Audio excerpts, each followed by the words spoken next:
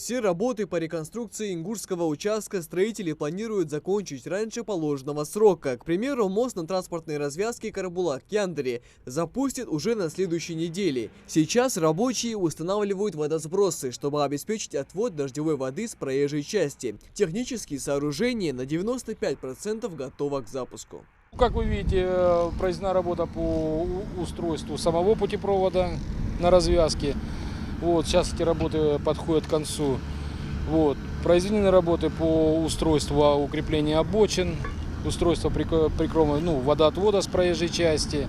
Сейчас производятся работы по установке барьерного ограждения. И установки перильного ограждения, завершаются уже работы. Строительная компания качественно и в срок выполняет дорожные работы, но у автомобилистов возникают вопросы насчет съездов и разворотов. В селе Мужахов водитель с многолетним стажем не понимает, как, двигаясь со стороны Назрани или Карабулака, попасть на новый автовокзал, расположенный по ту сторону трассы.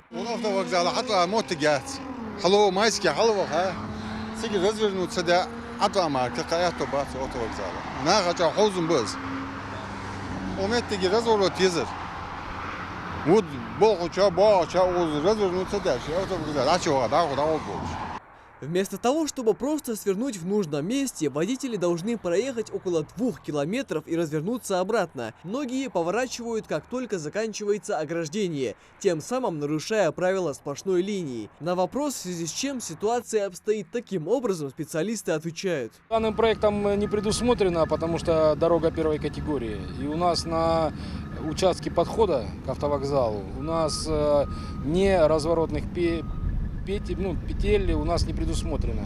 Поэтому необходимо будет выезжать за участок строительства и в первых двух примыканиях производить разворот и выезд уже в сторону автовокзала. Еще один небезопасный участок реконструкции автодороги находится в районе села Троицкое. Аварии в этом месте происходят регулярно. Здесь идет реконструкция перехода и прокладывание новой линии газопровода. Дорожные работы скоро продолжатся, и проезд транспорта будет отрегулирован. А в Барсуках строители трудятся над мостом через реку Сунжа. Завершено устройство изолирующих слоев, идет подготовка под устройство покрытия на путепроводе. Один из мостов, по которому сейчас производится двухстороннее движение, он будет отведен под движение со стороны Грозного. То есть каждый мост будет обеспечивать движение только в одном направлении. Параллельно в районе крепости дорожники устанавливают шумоизоляционные экраны и ведется строительство надземного пешеходного перехода. Все работы завершат к концу этого года, возможно, с опережением графика. Микаил Тангиев, Хас Магомед Майсигов, Новости 24.